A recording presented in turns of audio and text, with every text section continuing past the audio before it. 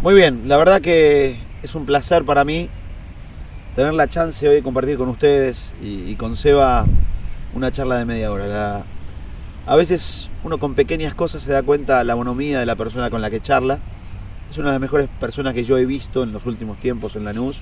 Y cuando digo últimos tiempos, Seba llegó desde chiquito, porque con él podemos hablar de todo, de momentos buenos, momentos malos, de complicaciones adentro de la cancha, complicaciones afuera, de su paso como técnico en fútbol juvenil, que sigue siendo, su coordinación en fútbol infantil desde este año. La verdad que podemos hacer un recorrido bastante largo, pero siempre uno se da cuenta por comentarios, por los jugadores que jugaron con él, por los técnicos que tuvo, la bonomía de persona. Y la verdad que es un placer para mí charlar hoy con él. ¿Cómo anda, Seba? Bien, Fer, muchas gracias. Bueno, no es en vano ni es gratis. Es una consecuencia de las cosas que uno hace y de cómo uno procede. Y siempre se encuentra con este tipo de cosas, ¿no? Sí, la verdad que yo estoy agradecido con las palabras que vos acabas de nombrar. Yo siempre digo que nosotros estamos siempre de paso, que lo único que deja uno es lo que va viviendo, y siempre me moví de la misma manera. Los principios, los valores que me enseñaron en casa traté mínimamente de llevarlo al día a día. Bien, con vos puedo hablar de un montón de cosas. Ayer estaba repasando un poco. Vos sos el único que jugás promoción y que estás en el plantel de Lanús campeón del 2007. No, estaba... ¿Hoyos? Popi Flor, el Popi estaba. No me acuerdo si Nelson Benítez, el chino, si estaba. Es chico él. No, me parece que no. No, es chico él. Pero creo que estaba el Popi y no hay muchos más. No hay muchos más. No sé si Popi jugó algún partido en ese torneo. Creo que no juega, pero sí aparece en el momento difícil ese que había que ponerse la camiseta con Huracán. Sí, señor. Quiere decir que vos pasaste todo. Sí. Porque jugar la promoción, si uno habla de los últimos 25 años, es hablar del momento más crítico de los deportivos, más allá de lo que está viviendo ahora, que todavía está lejos de esa situación. Y después en 5 años encontrarse con el título, con el Lanús de Ramón, que también fue tocar el cielo con las manos, ¿no? Sí, lo hablábamos. Me acuerdo una imagen en la Bombonera festejando, que aparece el Pampa Romero y me abraza atrás. Sí. Y el comentario de él me dice: no sabes lo que daría por estar en este momento. Y él se acaba. Él se había ido 6 meses antes. Exactamente, 6 meses antes había ido a México y había luchado también por esa transferencia. Y mis palabras, habían sido: ya está, Pampa, lo que hiciste estuvo bien, era tu futuro, está bárbaro. Estaba con nosotros festejando como si hubiese jugado ese partido, hubiese jugado ese campeonato. Y yo tampoco me lo hubiese perdonado si no hubiese podido estar en ese momento, porque fue muy difícil el día a día, el poder construir esa carrera. Porque siempre, yo hablo de lo que me pasó a mí, siempre la tuve que pelear de atrás, siempre, todo el tiempo demostrando de que podía pertenecer al plantel de primera, y todo cuesta arriba. Entonces fue como coronar todo ese esfuerzo con esa frutillita, ¿no? De ponerle ese final a tanto esfuerzo, porque a partir de ahí ya uno se queda más tranquilo, y opté también por buscar un cambio, porque yo veía que se había cumplido un ciclo y lo había hablado ya con Subel Díez.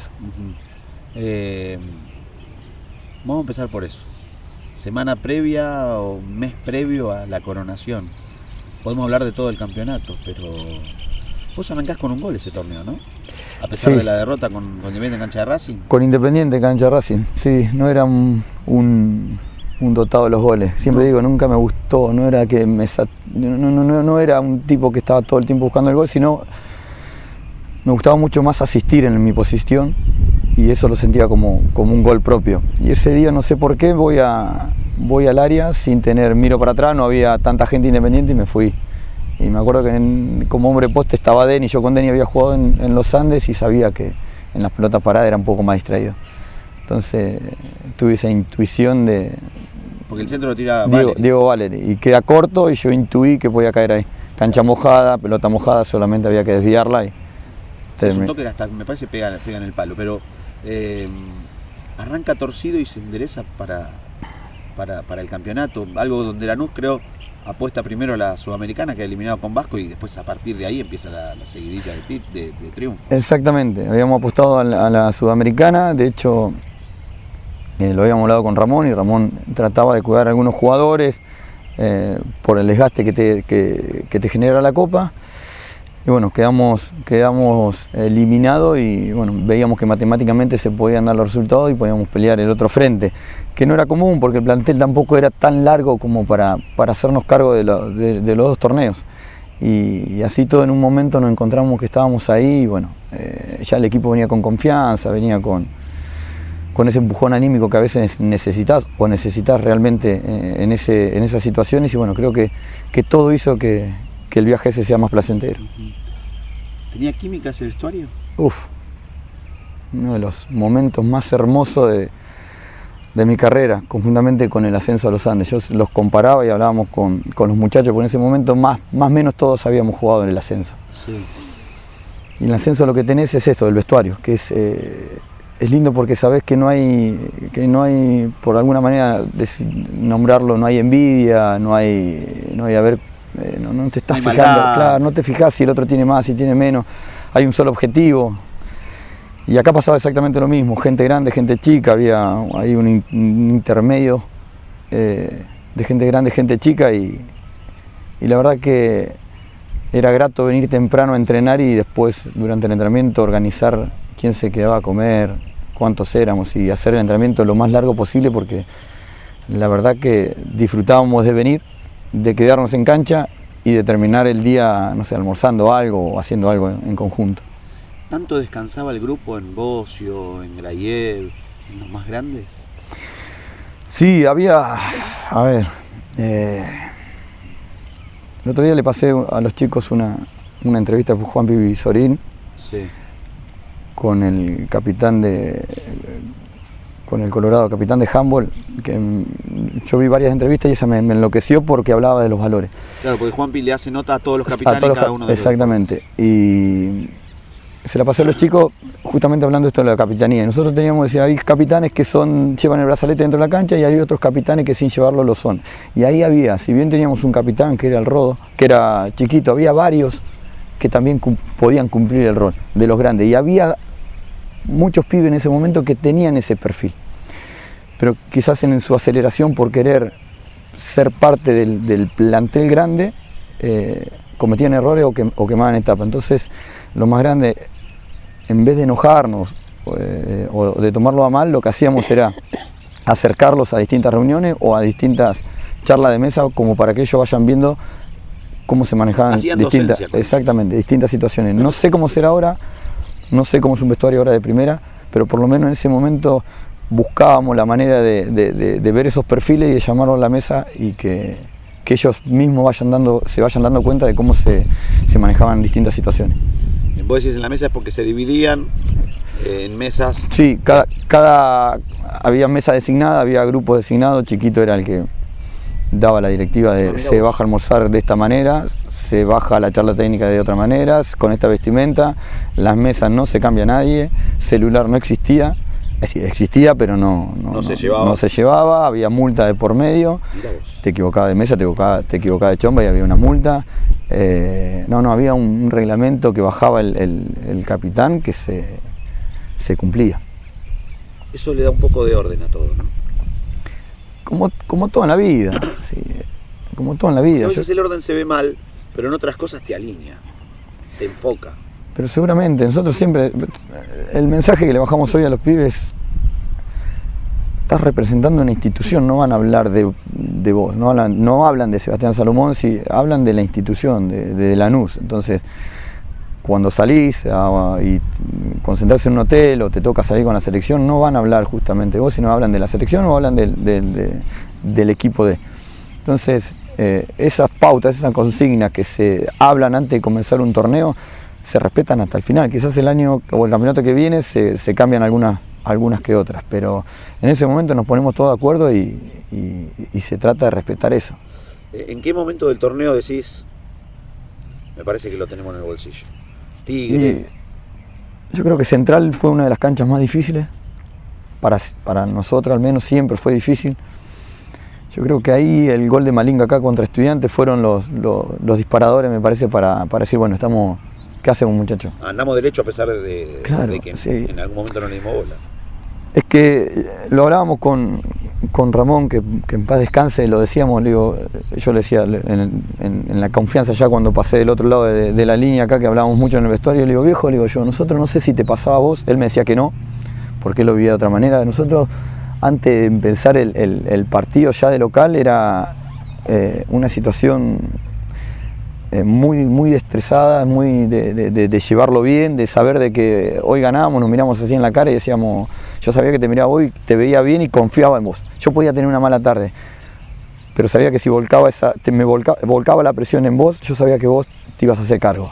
Y creo que así era todo, era en todos los sentidos. Entonces nosotros sabíamos que adentro pasábamos la manga y decíamos, hoy ganamos, y como mal empatábamos, y si empatamos era una desgracia.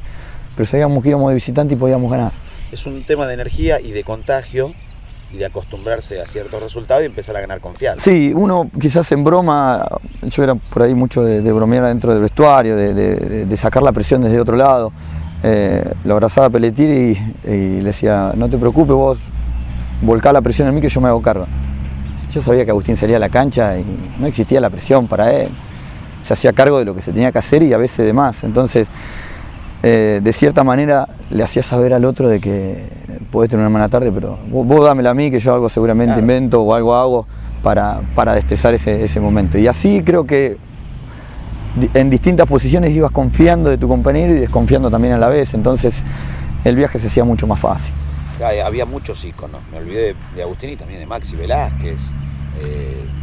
Eran íconos como jugadores, como personas y como líderes de grupo más allá de chiquitos, ¿no? Por eso te digo que había un capitán al cual se respetaba, el que salía con la cinta. Pero vos pensás que yo a chiquito lo tenía muy lejos, entonces dentro de la cancha también teníamos que cumplir ese rol de hablar, de tomar decisiones. Obviamente que dentro del vestuario lo escuchábamos a él y tratábamos también de descomprimir algunas otras situaciones que podían surgir dentro del vestuario, como para que no llegaran a él. Entonces había un filtro antes que llegue quizás entre comillas los problemas, había un filtro, tratamos de arreglar nosotros, porque vos sabés que dentro de un plantel siempre hay diferencias. Pero nada, había el Tino Ribonetto también estaba ahí, el Maxi, bueno, Pelletier, estaba Pepe, había muchas voces que se podían escuchar. La semana previa al último partido, ¿cómo fueron las vivencias? Yo me crié desde que llegué acá en el barrio. Era una locura salir a comprar porque si bien te veían todos los días, yo soy un muchacho más de acá del barrio, me cruzabas en cualquier lado y era una locura lo que transmitía la gente, los llamados telefónicos y que no se nos escape. Entonces llegó un momento que se te hacían los días muy largos, no llegaba nunca más el fin de semana. Pero bueno, supimos tomarlo con calma, porque si no eso te genera también ansiedad y desgaste, y cuando querés acordar, antes del partido con Boca te jugaste 20 partidos. Entonces, claro, no, porque también contra Argentinos había chance, después tuvo el 4-0 con Gimnasia, que eran partidos decisivos y hasta en algunos, como el caso de Argentinos, según cómo salía Tigre, tenías chance hasta de salir campeón. Exactamente, entonces hasta el último momento nos jugamos el campeonato, no fue que, si bien llegamos con una mínima ventaja a la Bombonera, pero era jugar contra Boca en la Bombonera, saber que dependíamos exclusivamente de nosotros, pero que también el rival de turno que se estaba jugando el campeonato también tenía chance. Entonces, si bien dependía de nosotros, Lanús no estaba acostumbrado quizás a pelear esa instancia. Sí estaba acostumbrado a trabajar en este tipo de instancias, yo le decía a los muchachos, pero en esta la mayoría de nosotros no tenía experiencia. Entonces fue también un poco buscar la manera de no ser tan estresante, de no pasarnos de vuelta, de que la ansiedad esa no nos juegue en contra. Esa semana fue muy larga en lo personal, pero bueno, llegado el domingo fue alucinante. ¿Fue el punto más alto o el que más recordás en tu carrera? Yo siempre digo que a mí me tocó vivir de todo en la vida. Tuve la suerte de que Los Andes en su momento me abrió la puerta y me dejó mostrarme. Eso me permitió volver al club. El ascenso de ese lo recuerdo con un aprecio enorme. Y y el salir campeón con la institución que a mí me formó de chico no se le da a todo el mundo. No se le da. Yo escuchaba las palabras del Pampa Romero y decir, yo cambio esto por haber estado acá. Yo lo miraba y decir, yo me hubiese pensado lo mismo que vos, porque nos criamos acá adentro, porque queremos la institución, queremos el escudo y de alguna manera somos agradecidos de los que nos permitió ser, porque a mí si soy algo hoy en la vida es gracias a la institución. Ese sentido de pertenencia, ¿se adapta? ¿Se los mete a ustedes? ¿Es una cuestión de estar tanto tiempo? El otro día hablé con De la Vega y dentro de la charla larga me dice, hay una cosa que me dijo Armando González y que no me la olvido: aprendí a amar o a querer al Club Lanús. Y a veces a los pibes, más hoy, es difícil meterle ese tipo de cuestiones, de que lleguen con tanta pasión por el fútbol, pero también por la institución. Mira, yo soy de Río Negro, imagínate que yo vine en el 95 creo acá.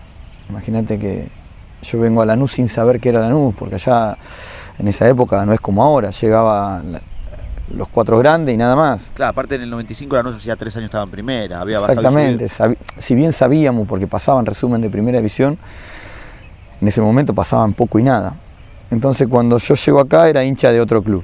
Sí. Pasaron los años y yo digo soy hincha de Lanús, pero porque lo siento así y se lo transmito a los chicos. Yo sé que no sos hincha de Lanús, pero si tenés la suerte de jugar en primera, vas a ver cómo este club te chupa y te hace seguirlo. A mí me tocó irme en un momento de que el club era de una manera y cuando volví, me acuerdo que entré y tuve que salir de vuelta porque me largué a llorar. Porque yo vine a vivir acá cuando la cancha era de tablón y cuando me encontré con esta monstruosidad, no lo podía creer. Digo, no puede ser que me haya ido y que hoy el club esté claro, haya pasado en tan corto tiempo todo esto. Fue imponente. A ver, dame un segundo. Vos en el 95, ¿cómo llegás a Lanús? ¿Hacen una prueba? No, ni siquiera una prueba. Un tipo que dirigía Roberto Morán, creo que era el apellido, dirigía un equipo de la zona, me ve jugar, hace tipo una selección de 4 o 5 muchachos de General Roca, de donde soy yo, otros 4 o 5 de Villa Regina y venimos a probar suerte acá a Buenos Aires. Llaman a Racing, nos dan la prueba, esa noche juega Racing, Lanús. Nosotros fuimos a la cancha de Racing y dicen, miren, no hay prueba, pasó esto, nos hacen entrar a la cancha de Racing. Fue el partido que gana Lanús con gol de Tapita García y creo que del Tero. 3-1, gol sí, de Tapita. Y lo echan a De la Pica, sí. Y ahí nos quedamos sin pruebas, sin nada, empezamos a levantar teléfonos, ferro, y Lanús nos abre la puerta con Carlos Román como coordinador y técnico. Y vinimos así, una suerte de suerte, ¿verdad? No teníamos un norte, vamos para acá, vamos para allá. Tuvimos la suerte de que nos recibieron. Ese día, no te miento, probaron alrededor de 1000 pibes. Una locura era esto. Y hice una prueba en noviembre y en diciembre me hacen venir nuevamente y en diciembre ya quedo definitivamente. Sin saber cómo era el fútbol acá. Nosotros entrenábamos allá 2 veces por semana. ¿Cómo era? Claro. ¿Dónde jugabas? Hay una diferencia en Argentinos del Norte. Un club de barrio, como te digo, está acá en Fiorito la cancha, sí, para que tengas una idea. Club de barrio, de tierra, piedra. Imagino por el clima también, ¿no? Sí, en Roca corre mucho viento. Se levanta viento, si tenés viento en contra, el primer tiempo no ves la pelota, cerrás los ojos, te entra tierra por todos lados. Que no entre la pelota al arco. Y patean del vestuario, patean. Claro. Y así todo aprendés a jugar con el viento a favor, con el pelota al piso porque si la levantás se te mete dentro del arco. Y cuando venís acá te encontrás con un profesionalismo que ni te imaginás. No, allá, claro, durísimo. Es un contraste durísimo. La adaptación misma. ¿Siempre jugaste de volante? Yo vine como volante central y en inferior me hicieron jugar como carrilero por izquierda. Jugábamos 4-4-2 y hacíamos la banda recta, ida y vuelta a las 2 áreas, no rompías nunca para adentro, no tenías muchas libertades más que la rosca por afuera, pelota al cuadrado, como te decían, con el perfil cambiado, tenía que hacer toda una adaptación yo derecho, a los perfiles, claro, yo derecho, ahí aprendí lo que era perfilar, no porque me lo enseñaron, sino por un tema de necesidad. No hice babi, no tengo 1 contra 1, no soy explosivo, genéticamente todo en contra. Pero bueno, encontré que jugando simple, sencillo y resolviendo antes que el rival encontraba espacio. ¿Qué hiciste acá vos? ¿Quinta, cuarta? Sexta, quinta, los 2 años de cuarta, alternando con reserva. banco de primera y después, bueno, se disuelve todo y me voy a préstamo a los Andes. ¿En los Andes jugaste una vez o dos veces? Juego el ascenso y juego el campeonato de primera. Claro, con Miguel fue ese. Con Miguel. Agarra a Ginarte 4 o 5 partidos, se va a Ginarte y entra Miguel. Que sale de acá Miguel no hace una muy buena campaña acá y se va a los Andes. Claro, y cuando los Andes pierde acá por goleada, ¿vos jugaste? Claro, ahí lo dirigía Russo. Claro. Miguel dirigía la primera de Lanús. Bueno, uno a partir de lo que vos estás marcando va agarrando y asumiendo y absorbiendo conocimientos, vivencias que en el final de la historia te sirven, no en el medio de la historia te sirven. Sí, te sirve para poder afrontar distintas situaciones. Yo, sin ir más lejos, cuando pasó lo del Mundial, que parecía que clasificábamos, no clasificábamos, hablaba de estas vivencias.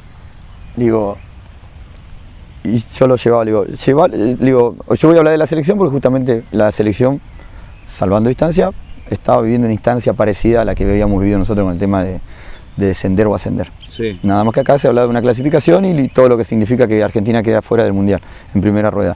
Yo decía, ¿cuántos de estos muchachos tienen experiencia de pelear este tipo de situaciones? La mayoría siempre fue titular en su equipo, la mayoría jugaron Champions, la ganaron, Copa del Rey, todo allá arriba. Digo, pero ¿cuántos de estos jugadores les tocó remarla desde atrás, pelear por no descender, pelear por un ascenso? Comentario entonces, para el otro lado. El comentario feo, porque cuando las cosas vienen positivas yo me pongo los pantalones y también vamos para adelante, pero cuando hay que poner el pecho y sacar este tipo de situaciones, ¿cuánto de esto tiene esa vivencia? ¿Cuánto de estos saben manejar un vestuario de esto? No es fácil, entonces al pibe le tenés que hacer vivir las dos cosas, el tener y el no tener. No le tenés que dar todo servido. Hablando de no tener y hablando de encontrar cosas torcidas, la promoción debe haber sido una cosa de locos.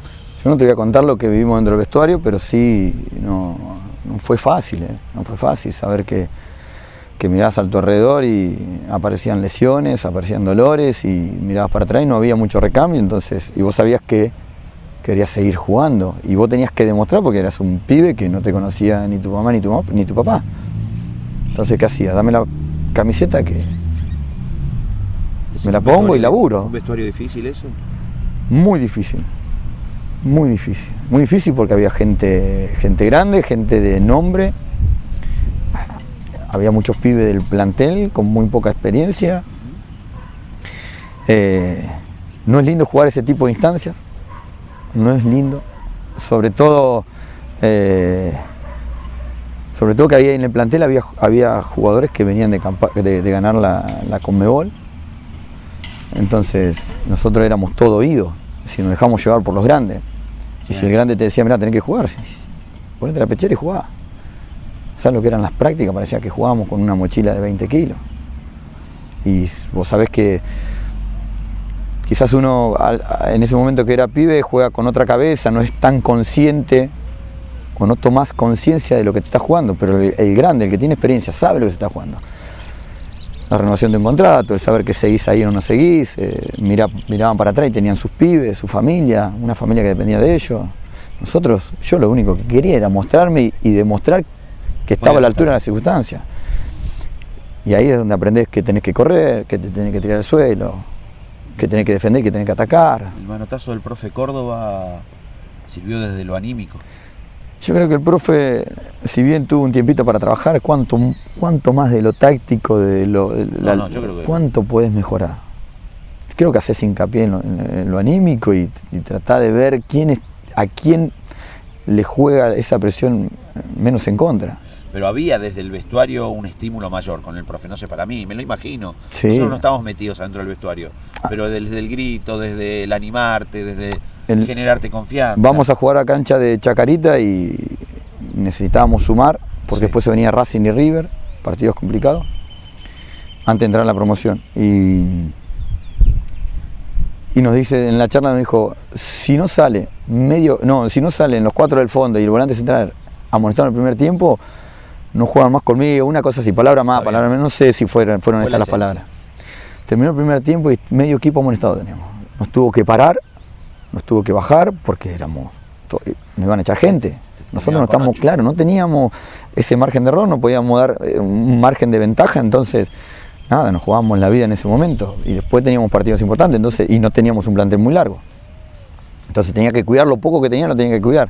En el segundo tiempo salimos y nos tuvo que bajar un poco los decibeles porque nos había pasado de vuelta. Sí, después terminaron ganando varios partidos antes de la promoción. Jugamos con Racing, ganamos, creo que con River también, gol de Pampa Romero fuera del área. Claro. Y nada, y ahí nos acomodamos para entrar a la promoción y la terminamos jugando. ¿Y la previa de la promoción cómo era? Es la antítesis total a la que yo te hablo del 2007. Sí, jugamos con el partido de día allá, cancha de Platense. Con Huracán de Tres Arroyos. Huracán de Tres Arroyos. Creo que lo echan al Nero Galván ese partido, ¿no? Creo que sí. El Nero Galván lo echan y quedamos con uno menos. El Chupa en el banco. Nos pesaban las piernas de una manera, era esa mochila que tenés encima. Y arrancás perdiendo. Y arrancamos perdiendo. Huracán viene de ascender del Argentino a Nacional B y el Nacional B se encontraba que ascendía a Primera División, era todo ganancia. No había pérdida en ese plantel.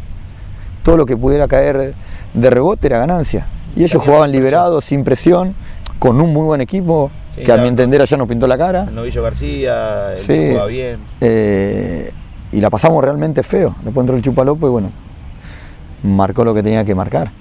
Pero bueno, vuelvo a repetirte, ahí son los grandes los que se hacen cargo. Nosotros acompañábamos, pero los grandes, yo me acuerdo la arenga del Chupa, la arenga de Belloso, cómo ellos arengaban para darnos ánimo a nosotros y no dejar de correr. Pibes que tuvieron que madurar antes de tiempo, como Pampa Romero. Pampa Romero, un maleducado en el buen sentido de la palabra, un atrevido. A mí me dio la sensación, o me da la sensación hoy más que nunca, que la gente de Lanús responde mucho en los muy buenos momentos y en los muy malos momentos. Aquella caravana a la cancha de Platense fue tal vez de lo más largo que yo he visto con micros. Y la popular visitante de Platense estaba llena. Es que más allá de estos últimos años en donde Lanús se acostumbró, y está bárbaro que se acostumbre a ganar y a pelear por este tipo de torneos, quizás los pibes no se den cuenta, pero vos lo sabés y yo quizás lo sé porque me tocó vivirlo de alguna manera y porque acá dentro del club me rodeé de gente grande que me contaba cuando iban a jugar a la C, cuando les tocaba mirar los partidos de arriba de un árbol o treparse del paredón o viajar X cantidad de tiempo para ir a verlos. La historia de Lanús se hizo de otra manera, en donde tuviste malas y buenas, en donde sabía, yo por lo menos me tocó mirar el fixture y pelear premios sabiendo de que con Boca perdías, con River perdía, con Vélez empataba, si era de local podías ganar o empatar, pero cuando ibas a la cancha de Vélez sabías que podías perder. Entonces a partir de eso vos hacías una X cantidad de puntos que te proponías y peleabas una plata en los premios, en mi época. Sí. Hoy es distinto. Hoy Lanús va a jugar a cancha de River, a cancha de Boca y sabe que va a traer los 3 puntos o se sabía que era chances. Así, o que sí, pero lo jugabas de igual a igual. En mi época era todo, planteábamos los partidos para no perder, bueno, y si no hacían un gol era difícil de montarlo. Con el gol de Clotet, era pasar 2 veces a la mitad de la cancha y una de esas 2 veces una valla adentro. Eran muy mezquinos, los planteos eran muy mezquinos. Y yo me acuerdo que esa, como decís vos, ese día la gente acompañó, como lo está haciendo ahora. Ahora el socio, el hincha, va a acompañar hasta el último momento porque sabe que tiene material para sacar esta situación adelante, porque ya lo vivió y porque tiene memoria. Si lo pudieron hacer una vez, lo van a poder hacer otra vez. Sí, ni hablar. Yo tengo una imagen tuya, una de las imágenes que a mí más impresión me dio, fue en la cancha de Estudiantes. Recién, antes de venir y ayer, buscando un poco de info, vos declarás después de que no te acordás nada de ese partido. ¿Pudiste ver de vuelta? Le contamos a la gente, vos caés, contáselo vos, caés y... Sí, para que tenga idea, yo, para mí había saltado cerca de la media luna del área, así, queriendo recordar. Lo vi así de pasada, nunca lo vi.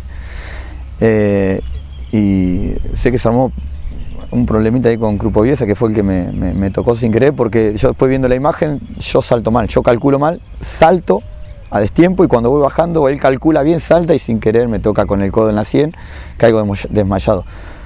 Me despierto en el hospital, en la clínica, creyendo que me había quedado dormido. me quedé dormido en la siesta, tengo que ir a jugar. Cuando me quiero levantar, me acuestan ahí, me dicen que me calme. Miraba y había unos tubos blancos y no entendía nada. Enfermera, le digo, ¿qué me pasó? Y yo quería manotear, le digo, tengo que ir a jugar, me quedé dormido y cuando hago así, me encuentro que estaba con pantalones cortos, botines y no entendía nada. Nada, al otro día me voy, me dan el alta, no tenía nada, pero por momentos me acuerdo que iba manejando y no sé, iba a tu casa, el recorrido lo había hecho 200 veces y tenía que tirarme un costado, descansar porque no sabía dónde estaba.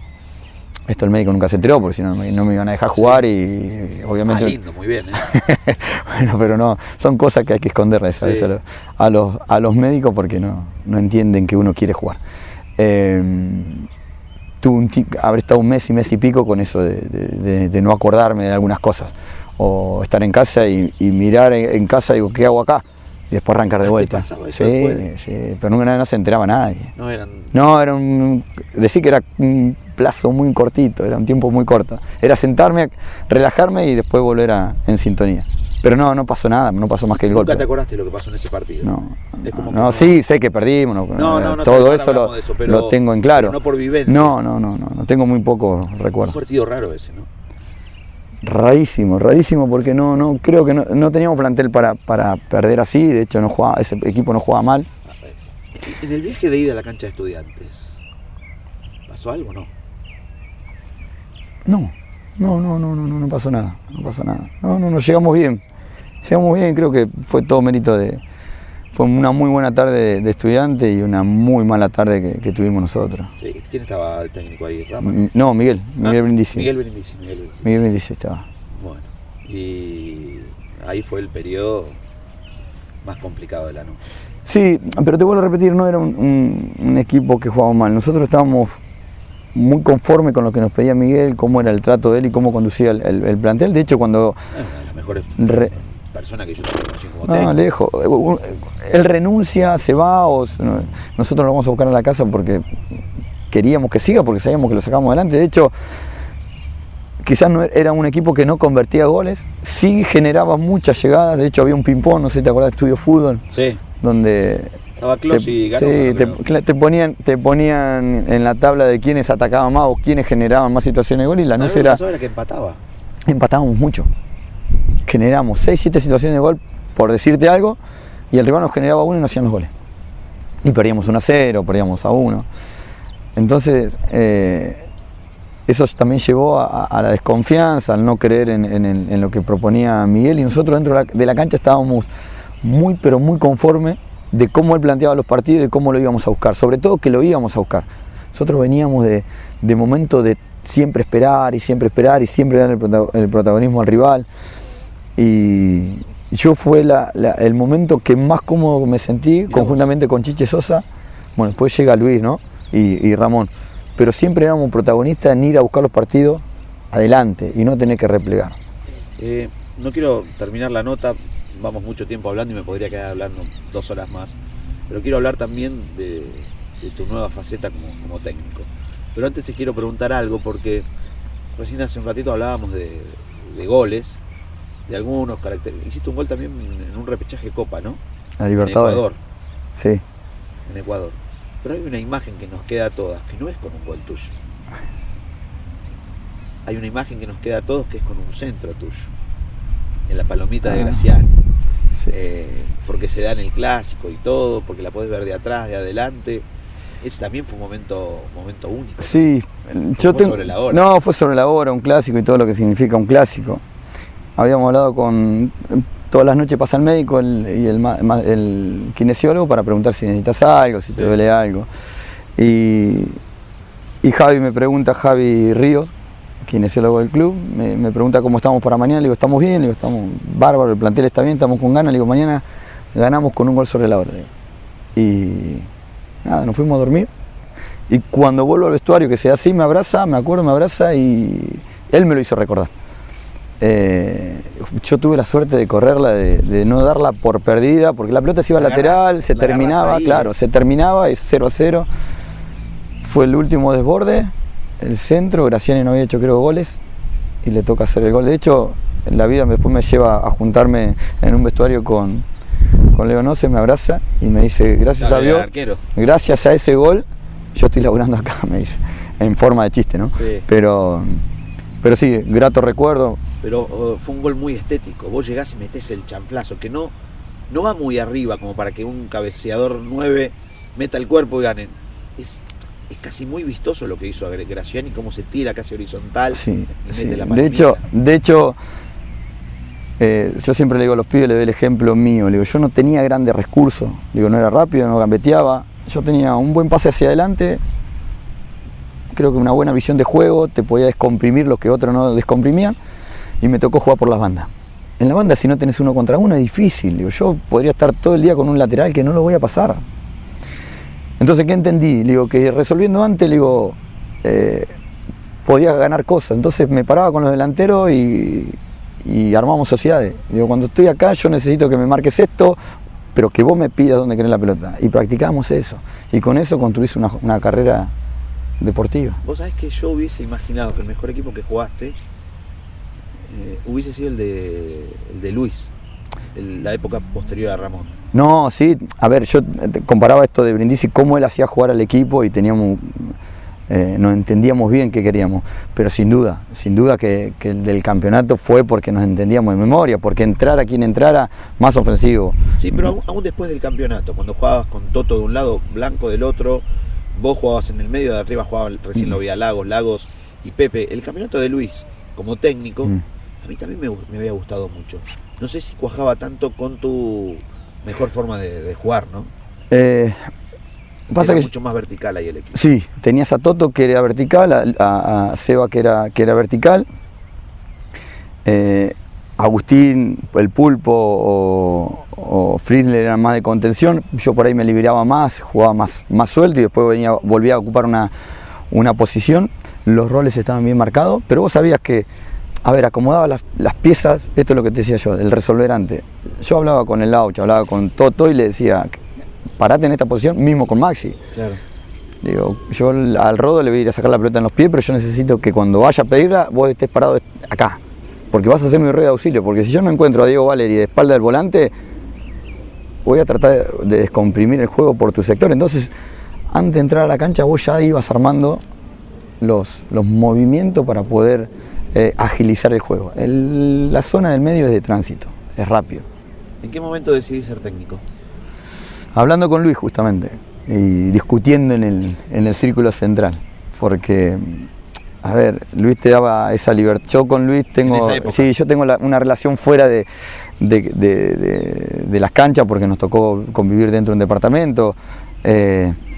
Y por ahí tenía ese plus de poder hablar de fútbol, de algunas cosas, y yo a veces vos dormías con Claro, vivíamos en departamento junto con el Negrito Roldán. Y en algunas charlas decía, yo no puedo entender, Luis, cómo Salomón llega a primera división sin saber perfilar, sin saber cabecear. Le digo, entiendo que la tenga que sacar, pero hay pelotas, le digo, que son para bajarle y jugar con el volante. Y me decía, y pasa, Seba, que no hay tiempo para trabajar todos. Hay tiempo. Luis, no me pueden decir que no hay tiempo. No, por esto, hay tiempo. Hay tiempo, le digo, acá vos... ya de técnico. Sí, de técnico, no, te vas a dar cuenta y ahí empezamos. ¿Vas a ser técnico? Sí, de primera.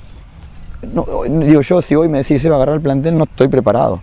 Yo digo que esto tiene que ser como un doctorado. Digo, el tipo que se recibe de doctor no opera al día siguiente, va haciendo todo su recorrido. Esto es lo mismo, yo creo que voy a empezar en infantiles, después juveniles, y el día de mañana veré si puedo estar al mando de una primera división. Hoy me gusta la formación, digo, el que venga un pibe acá y el quedarme media hora hablándole y explicándole cómo se tiene que parar, eso me llena de satisfacción. Y si yo veo que el pibe dentro de la cancha lo hace o intenta hacerlo, significa que le llevo. Entonces para mí es gratificante ver a un pibe que yo hoy, que lo tuve, que pasó por mis manos, verlo en primera división y ver que lo que uno le dijo, que en ese momento, yo se lo digo acá en esta cancha.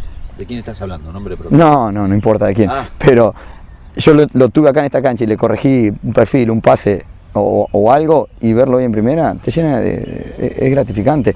¿Pero por qué? Porque yo se lo digo acá y capaz que no haga tanto ruido lo que yo le diga. Porque pasa, este es un boludo que no sabe nada.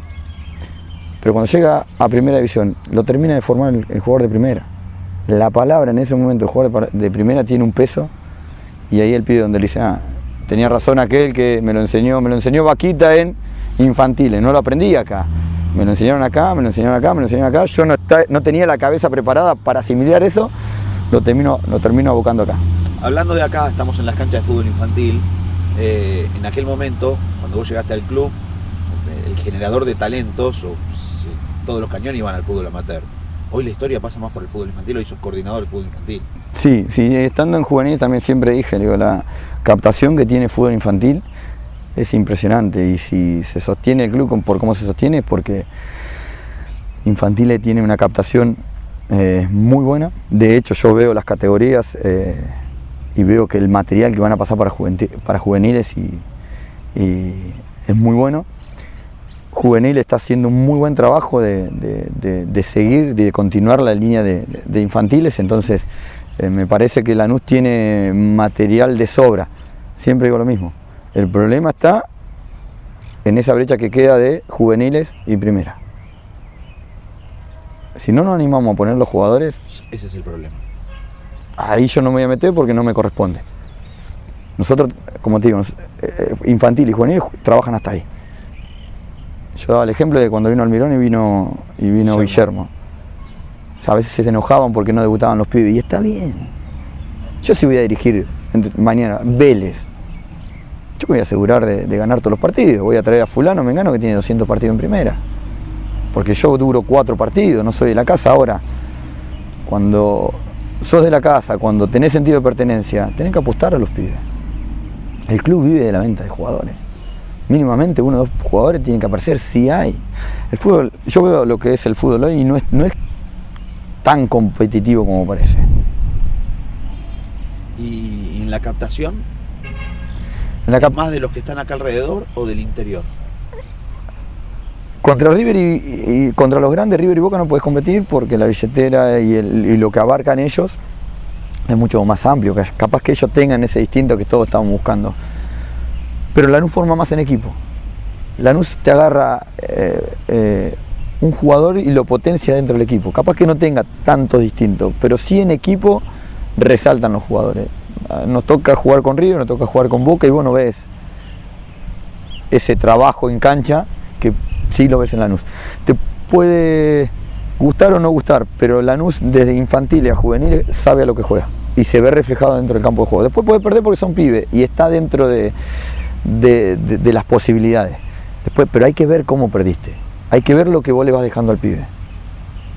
Hay que ver lo que vos le transmitís y cómo vos le llegas al pibe. Y yo te puedo asegurar que viendo infantiles, viendo juveniles, yo me saco el sombrero.